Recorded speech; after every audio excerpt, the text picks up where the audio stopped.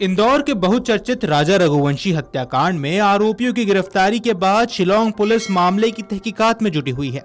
वहीं दूसरी तरफ राजा रघुवंशी के परिजन अपने बेटे के मोक्ष की कामना को लेकर धार्मिक नगरी उज्जैन में पहुंचे। यहां उन्होंने सिद्धवट पर नारायण बलि का पूजा अर्चन कर पिंड बनाए और उनका पूजन कर फिर इन्हें मां शिप्रा में प्रवाहित किया। इस दौरान सोनम का भाई गोविंद भी राजा के परिवार वालों के साथ रहा। उसने राजा की मोक्ष की कामना को लेकर तर्पण किया और पूरे समय परिवार के साथ नजर आया। श्री क्षेत्र पंडा समिति के अध्यक्ष पंडित राजेश त्रिवेदी आमवाला पंडा ने बताया कि राजा रघुवंशी के भाई विपिन रघुवंशी और उनका भतीजा विधान आज शुक्रवार को राजा रघुवंशी के मोक्ष की कामना को लेकर सिद्धनाथ आए। उन्होंने पहले दिन से लेकर 10वें दिन तक का पूजन अर्चन किया। पंडित राजेश त्रिवेदी ने बताया कि राजा के मोक्ष की प्राप्ति के लिए ये संस्कार आवश्यक होता है, इसलिए परिवार के लोग उज्जैन आए थे, जिन्होंने पिंडदान के साथ ही तर्पण किया और सिद्धनाथ के दर्शन करने के बाद दान पुण्य भी किया। सुनिए पंडित ने अपने बयान में क्या कुछ कहा। जो हमारी सनातन धर्म संस्कृति में मृत्यु के उपरांत जो कर्म विधान होता है, पिंडदान के माध्यम से जो सारी प्रक्रिया होती है, तो यहाँ पर आज पहले दिन से लेकर के तो सतपिंडी तक का कार्य, जिसमें नारायण बलि विधान प्रमुखता में जो रहता है, तो वो सारा कार्य यहाँ पर आज पूर्ण हुआ है।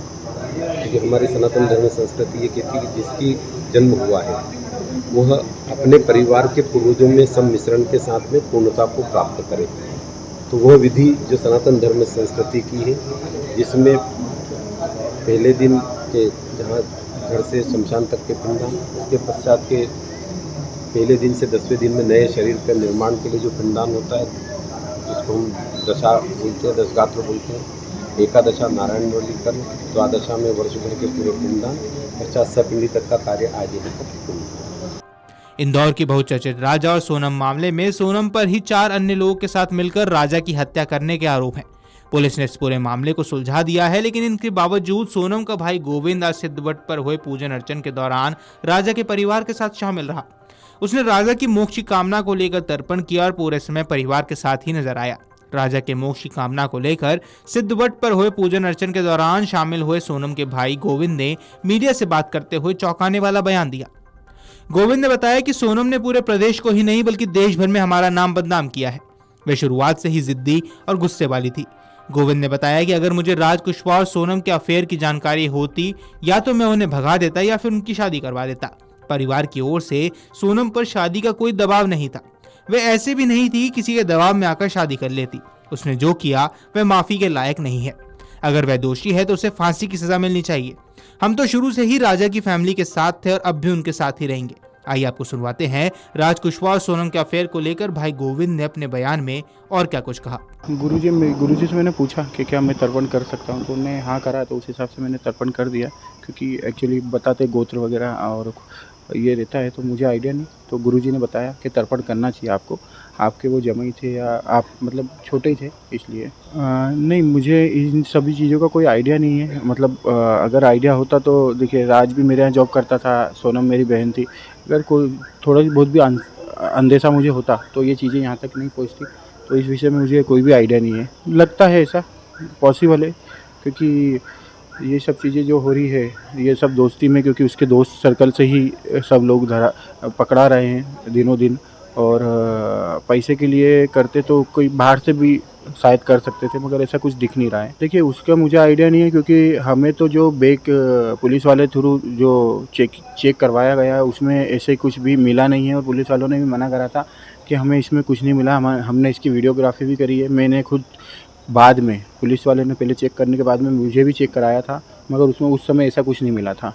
और पुलिस वालों ने मना भी करा था कि इसमें कुछ भी नहीं है, सिर्फ चांदी की एक परत, जैसे जो बीजासन बोलते हैं, वो निकली थी और 2 बिछुड़ी निकली थी एक डब्बी में छोटी। बाकी गोल्ड वाला आइटम कुछ नहीं निकला। मैं तो माफ़ी मांग नहीं पाया, मगर मैं मिलने ज़रूर गया था। और मुझे ऐसा माफ़ी के हिसाब से नहीं गया था कि माफ़ कर दीजिए। मैं तो मतलब फैमिली के हिसाब से गया था कि ठीक है, मेरी फैमिली में जो मेरी बहन से गलती हुई है, सब चीज़ें उसको भूल के, मतलब मैं आपकी फैमिली के साथ हूँ, तो उस हिसाब से मैं बिल्कुल, देखिए, वो परिवार का रिश्ता भी हम विपिन जी और सचिन जी और हम परिवार वालों ने मिलकर ही तय करी थी। तो इसलिए हम चाह रहे हैं कि एक फैमिली तो रहे कम से कम। बिल्कुल, जैसे देखिए, अभी भी यही चल रहा है पूछताछ में कि राज सोनम का नाम ले रहा है, सोनम राज का नाम ले रही है, तो अभी कंफर्म तो कुछ हो नहीं रहा है।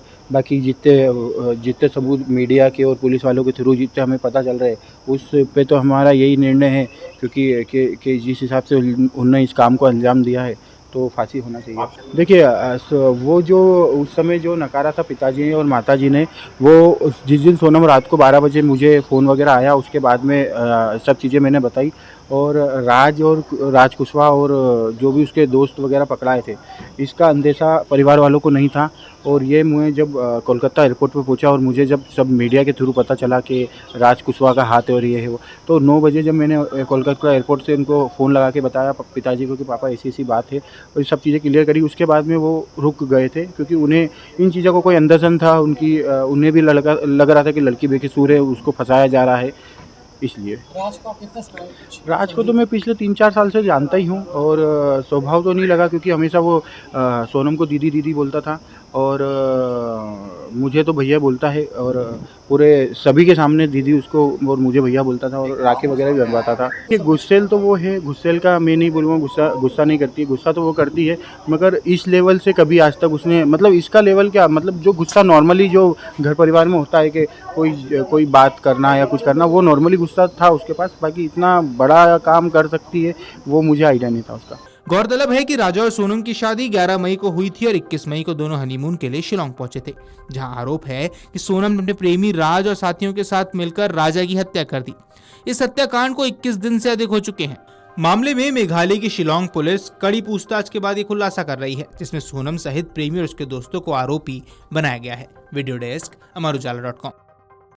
अगर आप ये वीडियो YouTube पर देख रहे हैं तो हमारे चैनल को सब्सक्राइब कर बेल आइकन दबाएं, और Facebook पर देख रहे हैं तो हमारे पेज को लाइक करें।